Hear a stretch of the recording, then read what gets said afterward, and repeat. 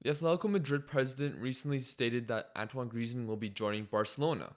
Now imagine actually believing that he was going to stay at Atletico Madrid for the rest of his career. Give me 1 second.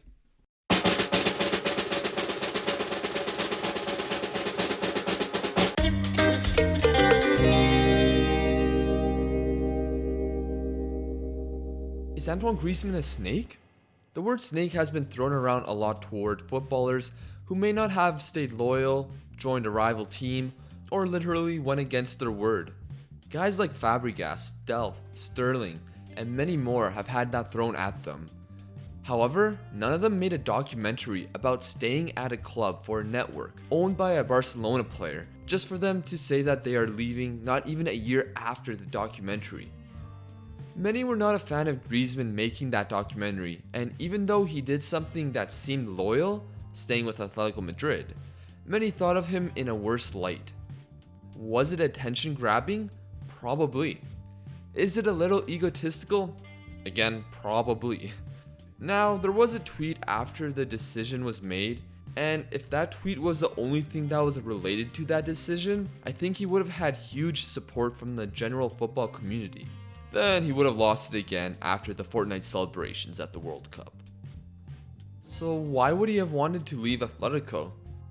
Well, we have to remember that each of the years that he was rumored to leave, he had a release clause in his contract that big clubs would be able to match, but in the end he rejected those big clubs. Some reasoning to him going to Barcelona? It likely isn't monetary, as he is one of the best paid players in Europe. It wouldn't be a brand or reputation thing, as he would have left Atletico years ago if that was the case. It's likely as simple as a sporting decision. Many things have gone on with Atletico Madrid, and with Real Madrid having the quickest rebuild in the history of the game, and with Mr. Champions League back at the helm, Barcelona's chances of winning the Champions League have gotten more difficult. Griezmann has stayed loyal to Atletico twice, last year and the year of their transfer ban. However, he was not quick to shut down those rumors, and they went on for a while. That documentary last year and that interview where he answered the question of the chances of joining Manchester United, which he answered 6 out of 10.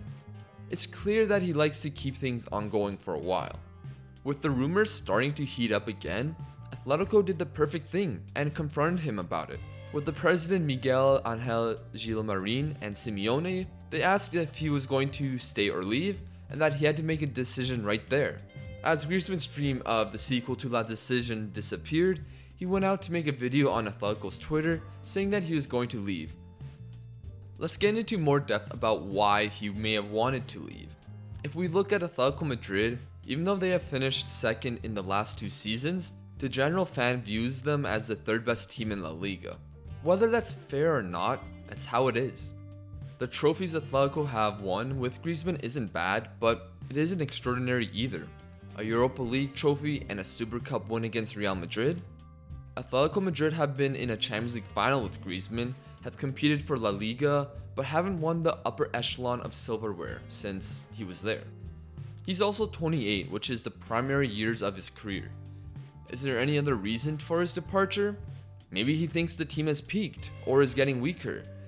There's aging players like Juan Fran and Felipe Luis, and they might potentially leave. There's a bunch of rumors and confirmed transfers already, with Lucas Hernandez going off to Bayern Munich because of his release clause. Players like Rodri, where there's strong rumors of him going to Manchester City because they're willing to pay his release clause.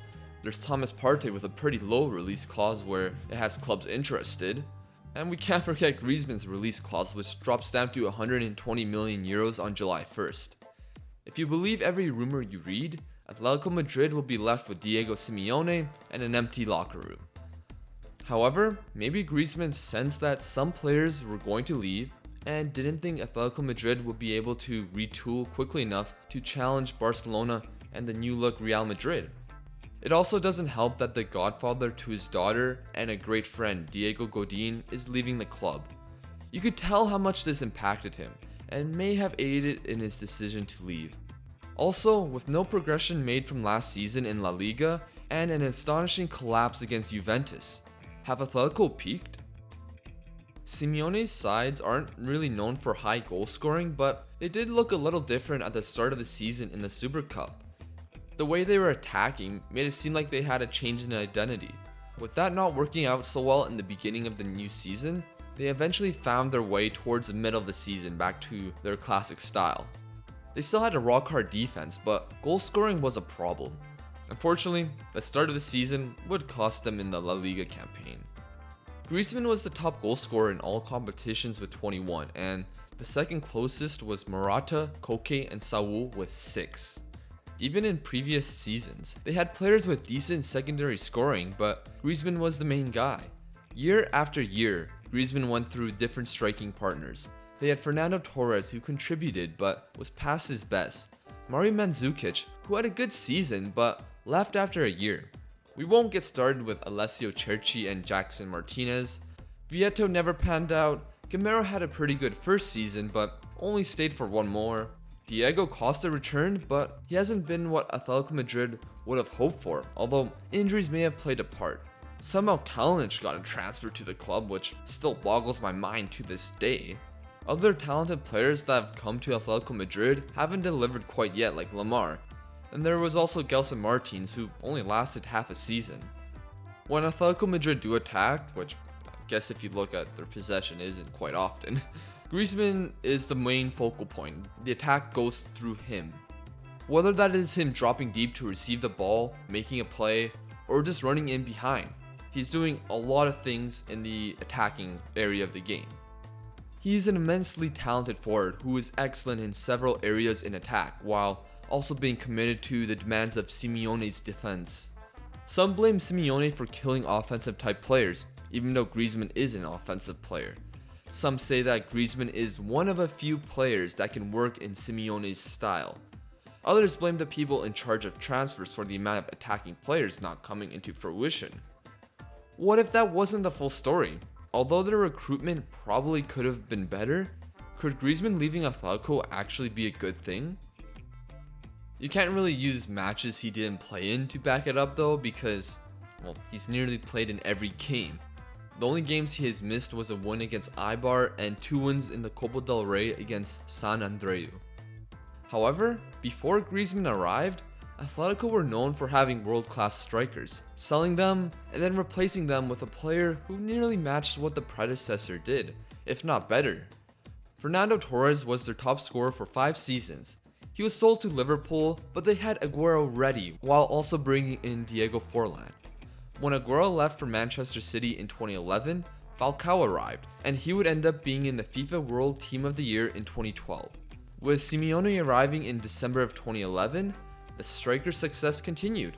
Falcao left in 2013, but they had Diego Costa already at the club. The team went on to win La Liga and make the Champions League final. Diego Costa left and Griezmann arrived.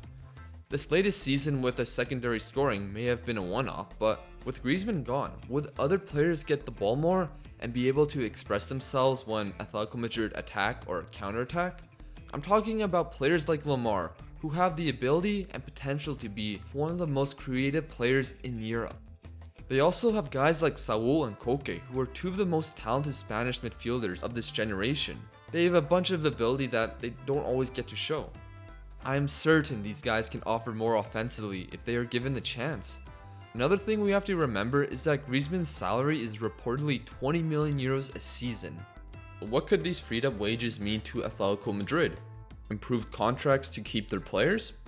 That happened with Jan Oblak, even though that was before the Griezmann announcement.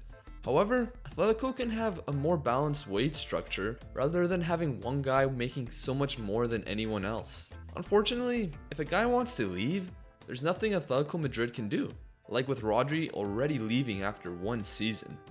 With a lot of veteran players leaving as well, Atletico will need to retool and make smart transfers. Marcus Llorente already arrived to replace Rodri, I presume, and strong rumors of João Felix arriving as well, who Simeone likely will try to mold into their next star. There's no doubt that Griezmann and other players have put them in a difficult situation, but the board aren't faultless.